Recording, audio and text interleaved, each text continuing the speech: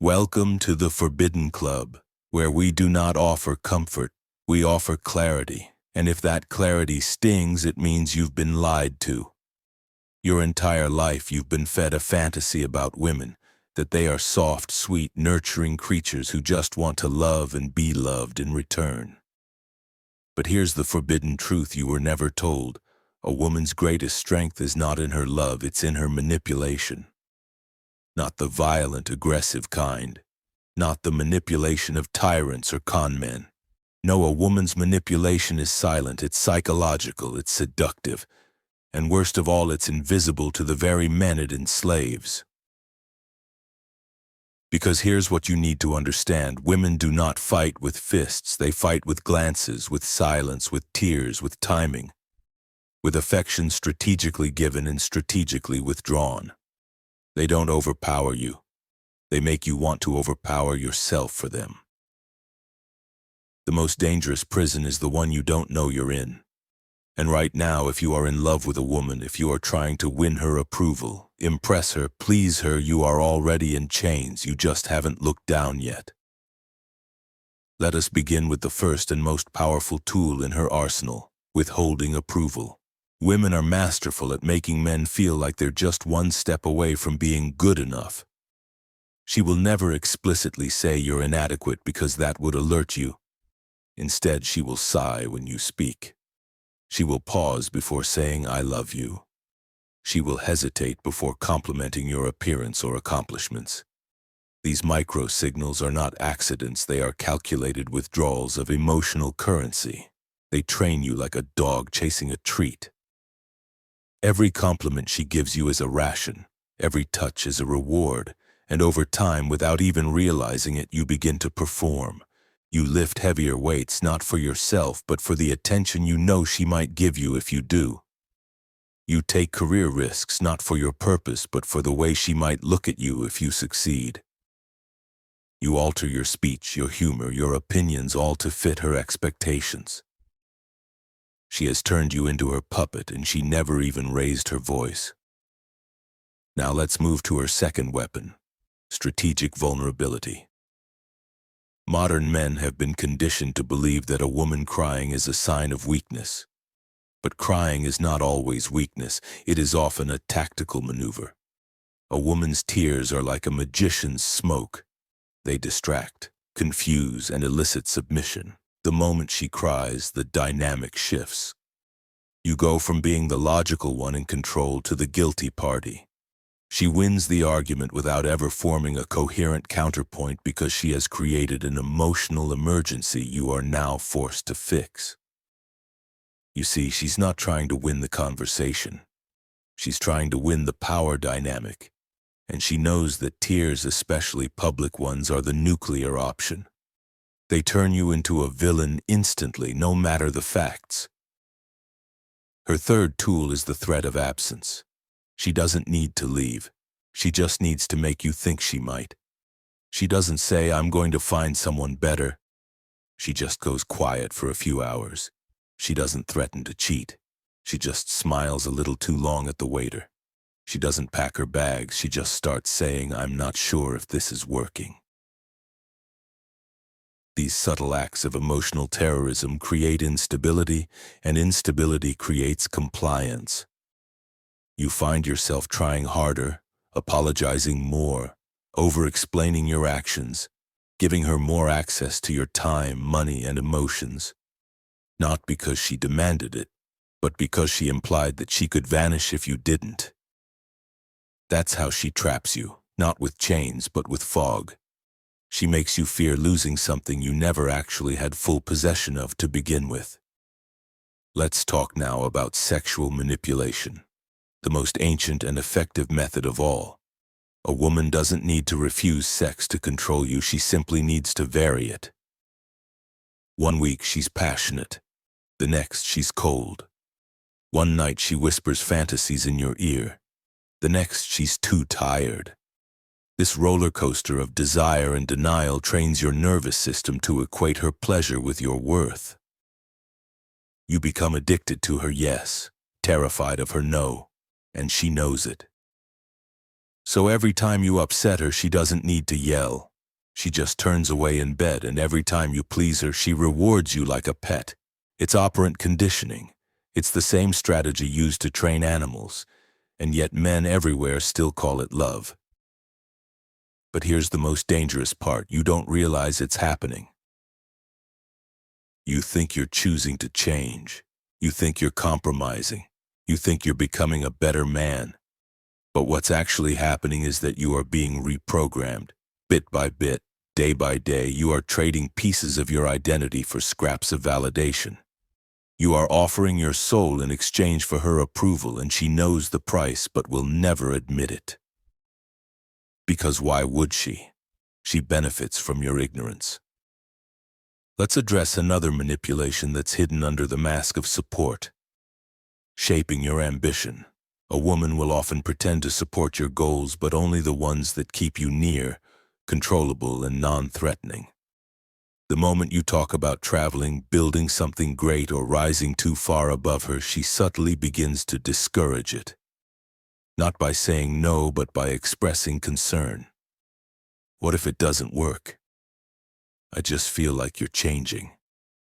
I miss how things used to be. These are not expressions of love. These are anchors, psychological leashes.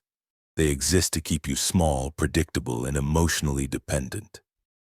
You thought she was nurturing your potential. In reality, she was pruning it. And this brings us to the final and most overlooked manipulation of all, the illusion of goodness. Women do not need to control you with cruelty. They can control you with kindness, with sweetness, with gentleness. You begin to feel guilty for wanting boundaries. You feel selfish for saying no. You feel ungrateful when you assert yourself. This is the final trap, because now, even when she's wrong, you're the one who feels guilty. Even when you're being manipulated, you feel like the abuser. Even when you try to escape, you feel like the villain.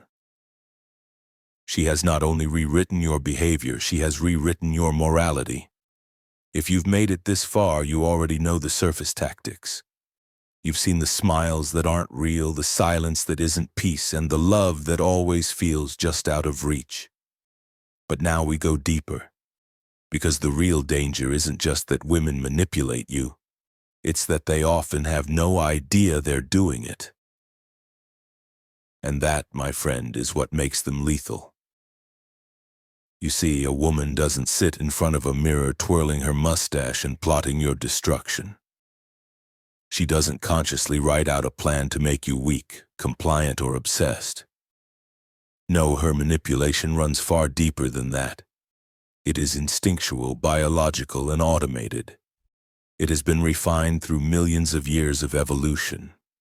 And it activates every time she smiles, cries, withdraws, or compliments you, not because she wants to deceive you, but because it's what she's wired to do in order to survive. Let's be clear. Women evolved to manipulate men not out of malice, but out of necessity. For thousands of years, they survived by securing protection, resources, and status from men. And in a world where physical strength wasn't their advantage, they had to evolve another kind of power: emotional control.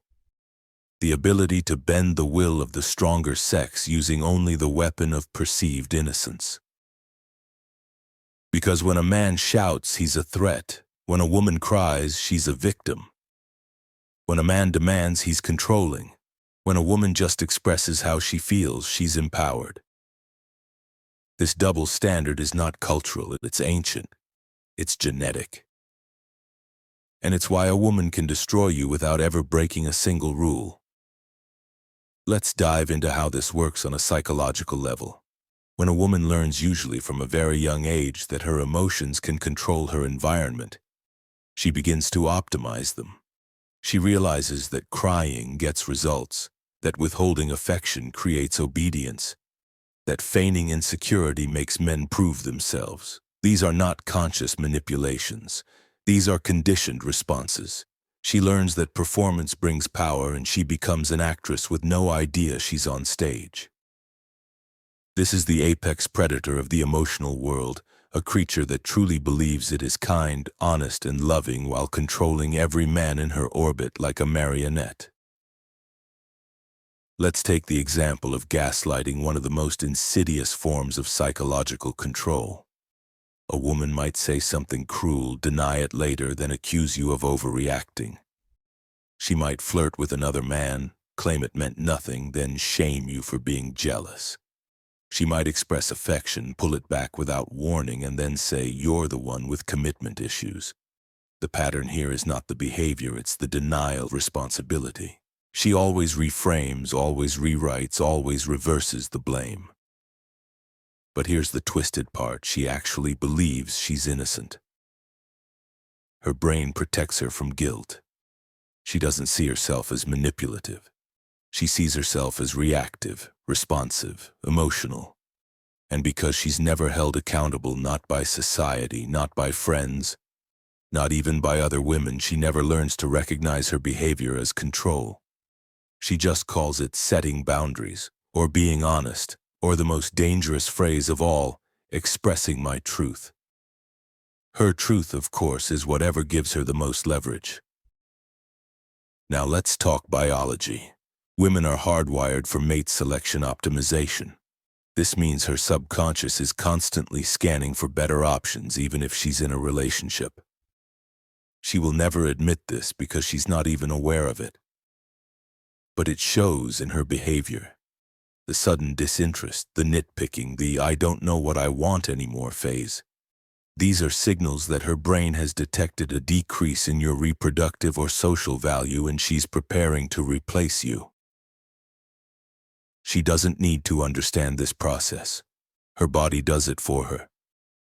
You are not a partner. You are a position she holds until promoted.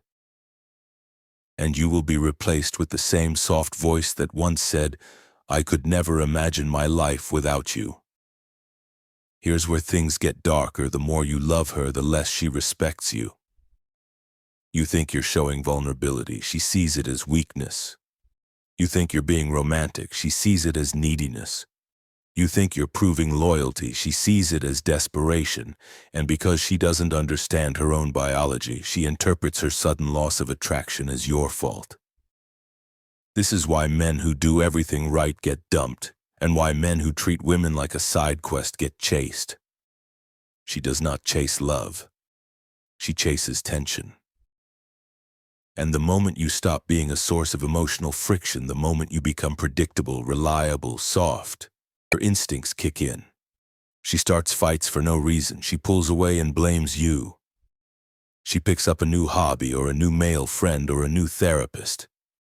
And when you beg to understand what's wrong, she simply says, "I don't feel the spark anymore." But the spark wasn't love, it was uncertainty. And the moment she felt safe, she felt bored. And when she felt bored, she felt resentful. And when she felt resentful, she blamed you. Because in her mind, she is always the good one. Even when she's cheating. Even when she's lying. Even when she's already moved on and you're still trying to fix what's already dead. So what can you do? You must wake up. You must stop seeing her as a delicate flower and start seeing her as what she truly is, a master of psychological warfare dressed in soft skin and perfume. She will never say, "I'm manipulating you," but she will slowly turn you into a shadow of yourself while insisting she's just being honest. You must protect your mind. You must observe her patterns, not her words. If she punishes your confidence and rewards your weakness, she is training you to be less of a man. If she makes you earn her affection while giving nothing, she is building a throne on your self-respect. You must become immune to praise and invulnerable to tears, because in the end, women do not destroy men by attacking them. They destroy men by making them surrender, voluntarily, lovingly, blindly. So here is the final truth, forbidden as it may be. A woman's manipulation is not evil because she plans it. It is evil because she doesn't have to.